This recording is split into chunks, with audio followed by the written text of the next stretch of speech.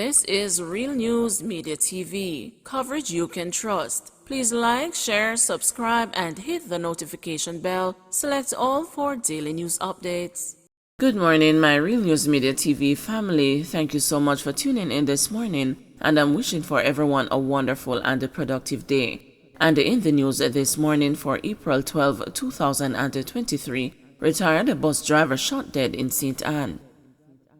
A 67-year-old man was shot dead at his home in Exchange, St. Anne on Tuesday morning. He has been identified as Christopher Smith, a retired bus driver from Hand to Mouth Street in Exchange.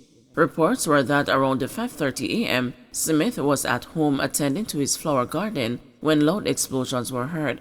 He was later found lying face down with what appeared to be gunshot wounds to the back of his head.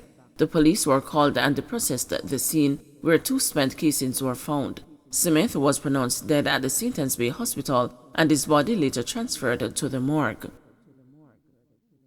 Fatal crash in St. Anne pushes overall road deaths to 119. The death of a woman along the Discovery Bay Main Road in St. Anne on Monday evening has pushed the road deaths since the start of the year to 119. The deceased has been identified as 51-year-old Valerie Daly of Duncans, Trelawney.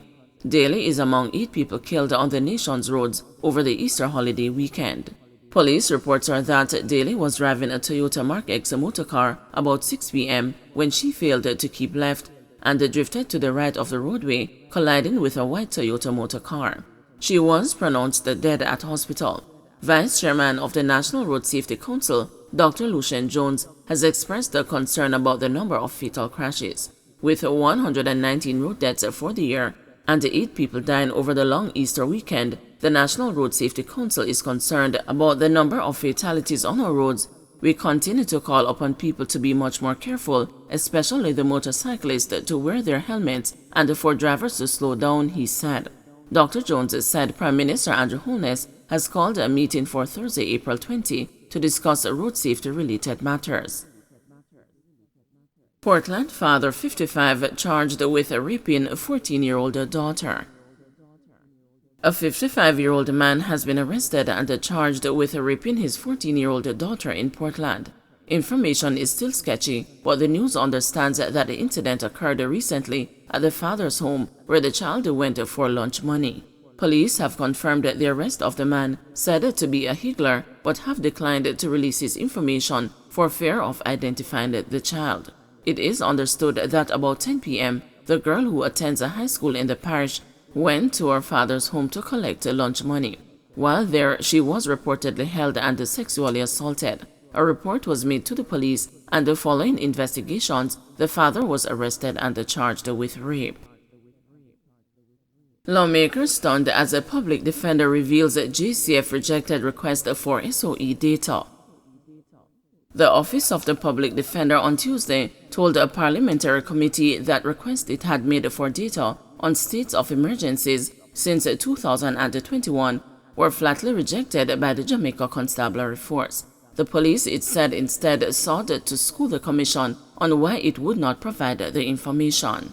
Appearing before the Internal and External Affairs Committee of Parliament on Tuesday, Public Defender Caroline Reid Cameron, KC, and her deputy Herbert Mackenzie stunned lawmakers when they disclosed that the Jamaica Constabulary Force's Legal Affairs and other divisions had refused to hand over raw data requested related to persons detained during SOEs. Police Commissioner Major General Anthony Anderson, who also appeared before the committee, struggled to come to grips with the revelation, charging that at no point did the JCF withhold information requested by the committee and from the Public Defender's Office. This is data we capture, and largely we turn it over. As a matter of fact, there was a point when it was automatic. If it has stuck somewhere in my organization, it is unfortunate that nobody reached out to me so we can supply this data to the committee and to the Public Defender's Office, he said. Fitz Jackson, who said he was alarmed at the development, noted that the information was not stuck in the JCF, but that personnel in the force had denied access to the OPD. Reid, Cameron, and Mackenzie were invited by the Internal and External Affairs Committee of Parliament to provide analysis from statistics and other material garnered from previous SOEs. The office in the past had kept track of detainees and their information, such as their duration of detention, age ranges, gender, and reasons given for detention, she said. Reed Cameron explained that the OPD placed heavy reliance on preparing the analysis on the raw data obtained from the JCF. She said that her office was unable to get that data from the JCF despite the efforts of the previous public defender, Arlene Harrison Henry and Mackenzie. She labeled the situation as unfortunate, noting that this has prevented the OPD from being able to assist the committee. From as far back as 2021, the OPD and the Legal Affairs Department of the JCF, as well as the Superintendent of Police for Central Kingston, have exchanged missives on the SOE's data stalemate. I was struck. What was so egregious in that set of information that the Parliament requested from the JCF, Jackson questioned. Mackenzie told the committee that it appeared that some subgroups within the JCF were operating on a frolic of their own. The police commissioner made it clear, however, that he did not have a challenge given the OPD information requested. Beryllium guard is set for ID parade. The Beryllium employee detained last week for questioning in connection with a series of armed robberies of the security company's courier vehicles is scheduled to face an identification parade.